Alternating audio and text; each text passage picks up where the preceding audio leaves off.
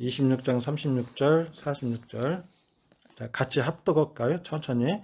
이에 예수께서 제자들과 함께 겟세마나라 하는 곳에 이르러 제자들에게 이르되 내가 저기 가서 기도할 동안에 너희는 여기 앉아 있으라 하시고 베드로와 세베대의 두 아들을 데리고 가실새 고민하고 슬퍼하사 이에 말씀하시되 내 마음이 매우 고민하게 죽게 되었으니 너희는 여기 머물러 나와 함께 깨어 있으라 하시고 조금 나아가사 얼굴을 땅에 대시고 엎드려 기도하여 이르되 내가 아버지 만일 할 만하시거든 이 잔을 내게서 지나가게 하옵소서.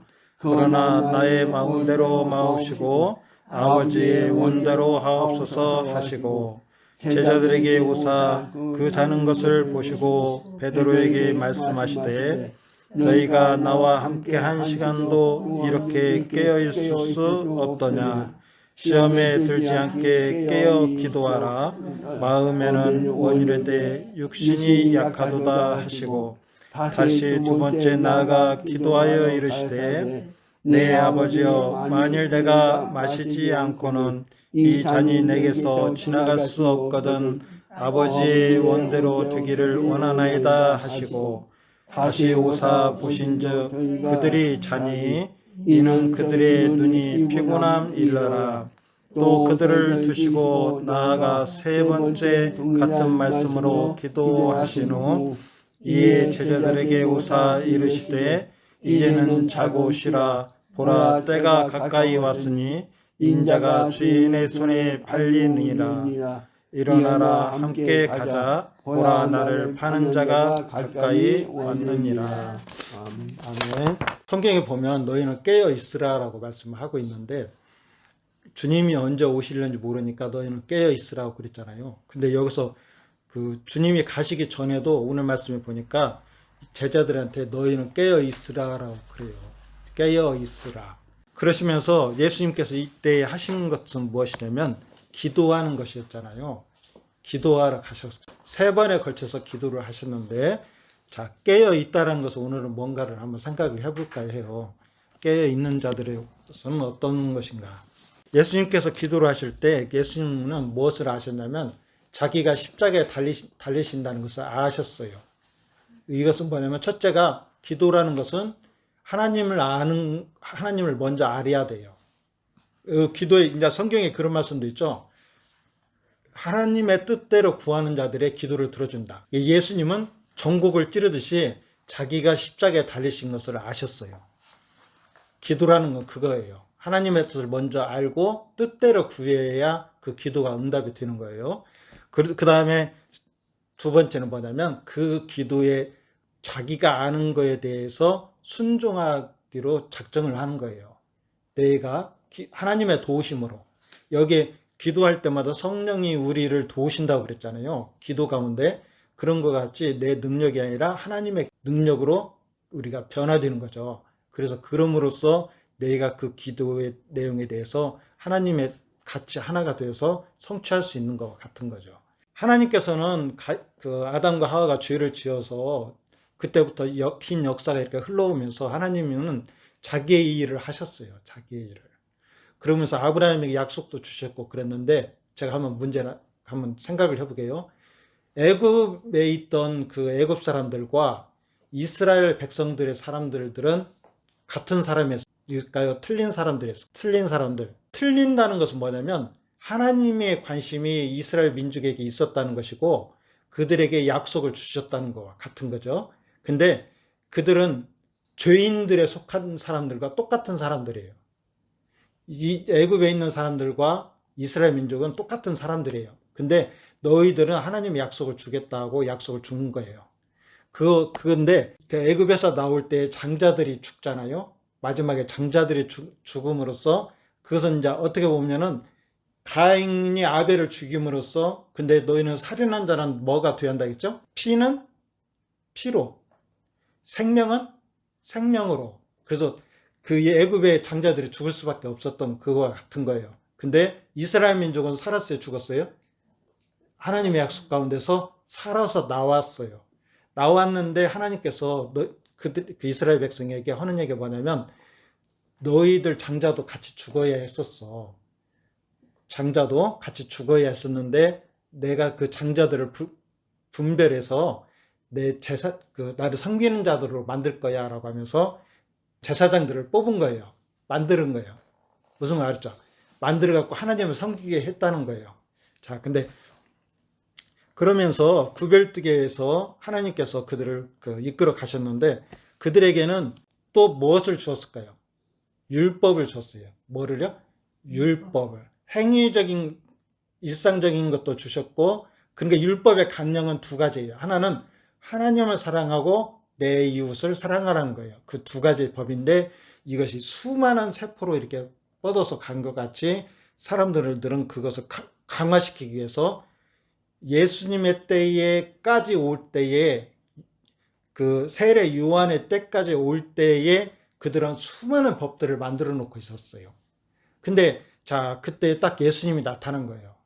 예수님이 나타났는데 그들이 하나님을 사랑하고 내 이웃을 사랑하는 말씀 속에 뭐가 있다는? 살인하지 말라. 뭐 하지 말라? 살인하지 말라. 하나님의 강령은 너희가 사랑하라는 거예요. 사랑하네.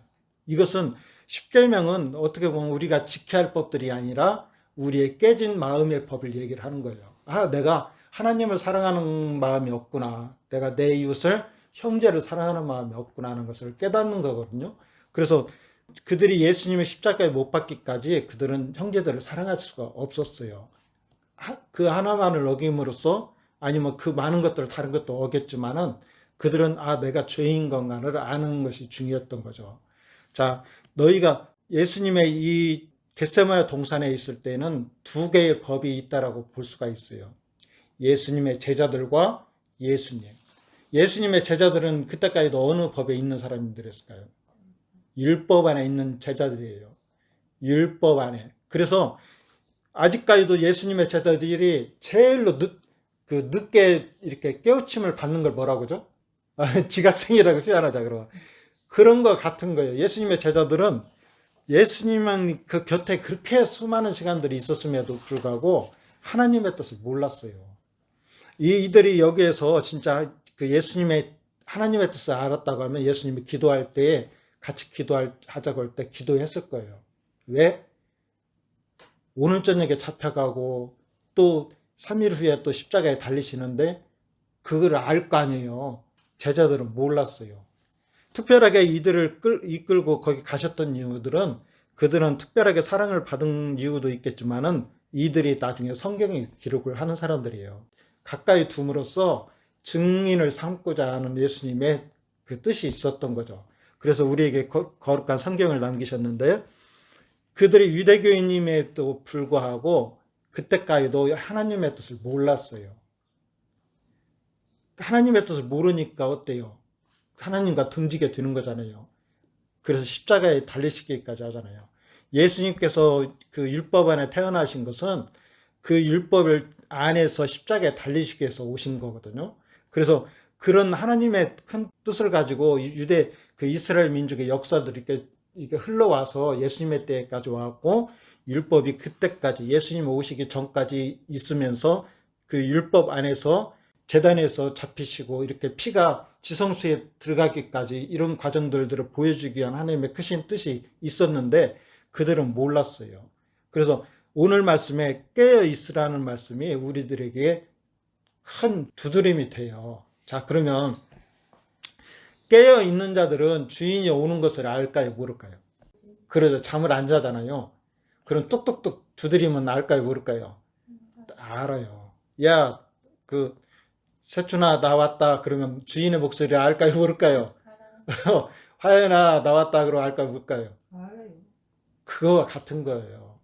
깨어 있는 자들은 이때에 진정으로 깨어 있던 자들은 몇 명이 있었어요. 누굴까요?